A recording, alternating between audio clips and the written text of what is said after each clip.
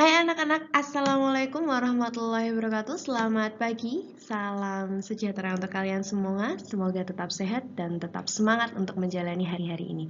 Oke, hari ini kita akan membahas tentang karakteristik negara ASEAN dan tari kreasi.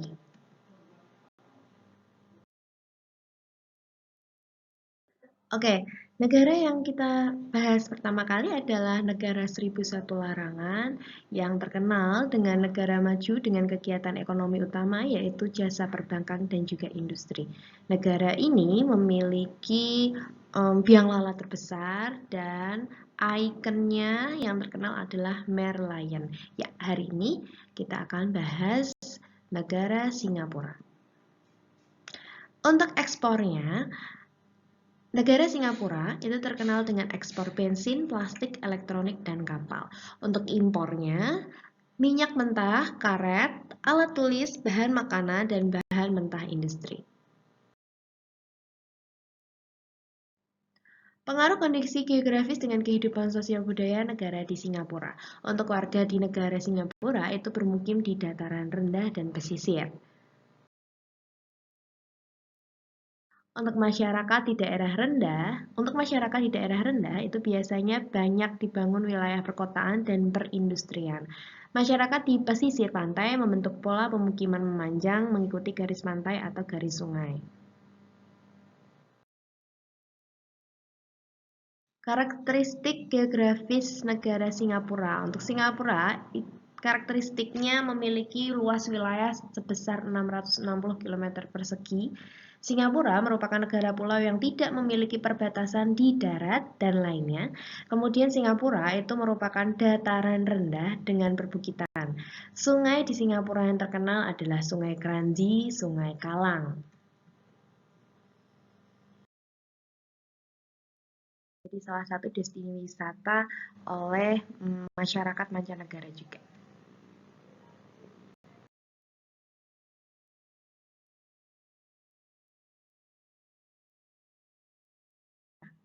Antara Singapura dan juga Indonesia itu dibatasi oleh Singapura Strait atau Selat Singapura.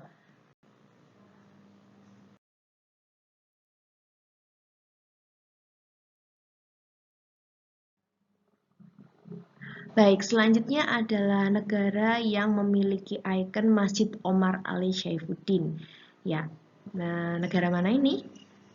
Negara Brunei Darussalam. Untuk ekspornya, negara ini terkenal dengan minyak bumi dan gas alam. Kemudian untuk hasil pertanian atau perkebunan yang lain terkenal dengan rempah-rempahnya yaitu merica dan juga karet. Untuk impornya itu mesin mobil, barang elektronik, beras, dan gula.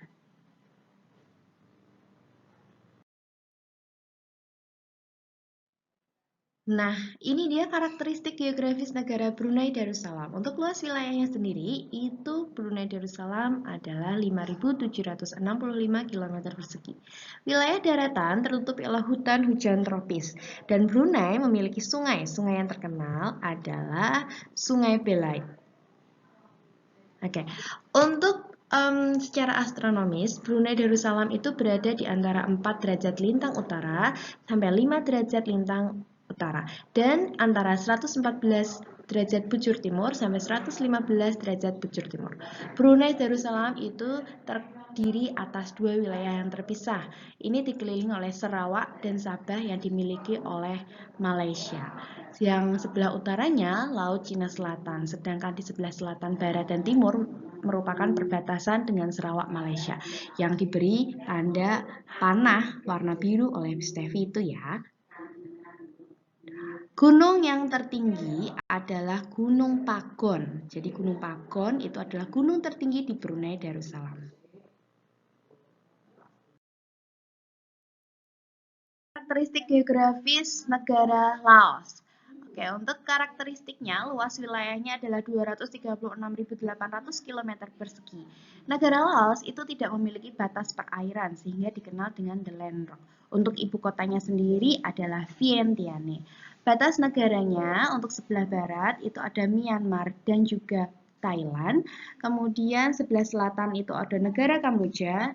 Sebelah timurnya itu adalah Vietnam dan sebelah utaranya itu adalah Cina.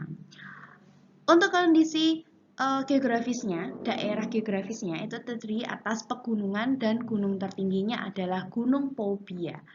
Untuk sektor utama negara Laos di bidang pertanian itu adalah beras, tembakau, jagung, kopi, dan juga kapas.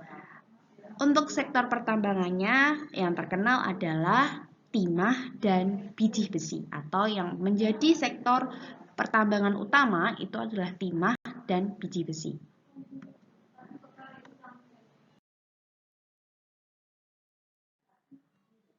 Untuk karakteristik geografis negara Filipina adalah sebagai berikut. Negara kepulauan dengan luas wilayahnya itu 1.851 km persegi. Untuk wilayahnya itu terdiri dari pantai, dataran rendah, pegunungan berapi, dan gunung berapinya adalah sebagai berikut.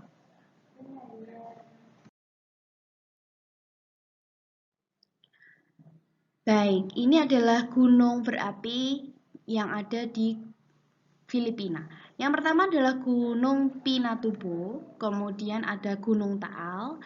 Seperti yang kalian ketahui, kalau di Filipina itu kan ada dua pulau besar, yaitu Luzon dan Mindanao. Nah, di Pulau Luzon itu ada gunung berapi yang namanya Gunung Mayon, dan di Pulau Mindanao itu ada gunung berapi yang namanya Gunung Apok.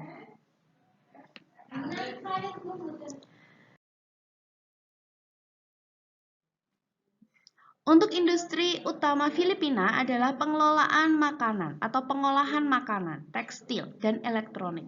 Pertanian dan perkebunan itu sektor utamanya adalah beras, jagung, tebu, dan tembakau.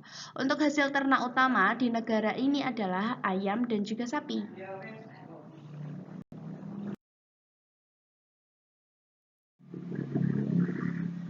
Karakteristik geografis negara Vietnam untuk luasnya itu sekitar 331.211,6 km.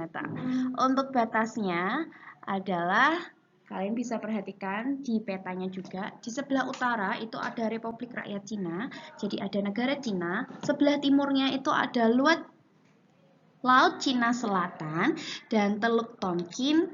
Kemudian sebelah barat itu ada Kamboja dan juga Laos. Sebelah selatan itu ada Laut Cina Selatan. Nah, ibu kota dari negara Vietnam itu adalah Hanoi.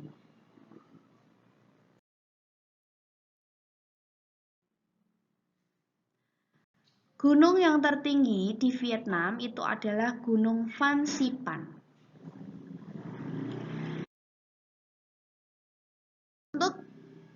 Untuk baju yang tradisional atau baju khasnya di negara ini adalah baju Odai.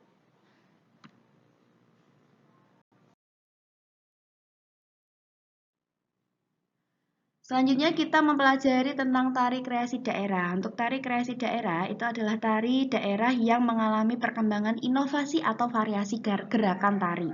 Jadi tujuan dari inovasi atau variasi ini agar tarian yang dimainkan itu dapat diterima oleh masyarakat.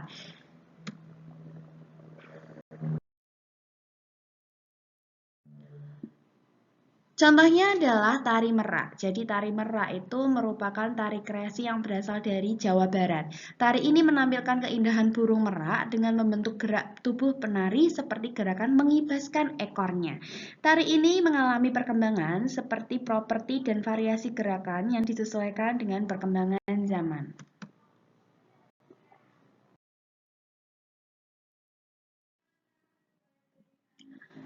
Selanjut contohnya adalah tari kupu-kupu. Jadi tari kupu-kupu ini adalah tari kreasi yang berasal dari Bali. Tari kupu-kupu biasanya ditampilkan secara berkelompok.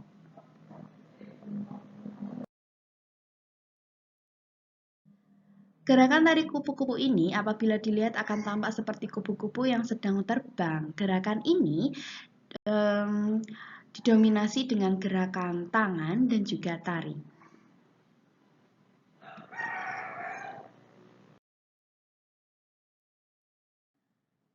Tugas hari ini adalah silahkan kalian kerjakan mutu LKS halaman 37 yang IPS saja dan SPDP halaman 40 untuk KD yang 3.3 khusus KD 3.3, jadi tidak semuanya. Kalau mau dikerjakan semua juga boleh, tapi khusus untuk Gustevi yang untuk dinilaikan itu hanya 2 tugas itu ya. Jadi untuk yang IPS halaman 37 dan SPDP halaman 40 khusus KD 3.3.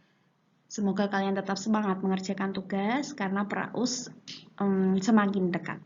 Terima kasih untuk perhatiannya hari ini. Semoga bermanfaat. Wassalamualaikum warahmatullahi wabarakatuh.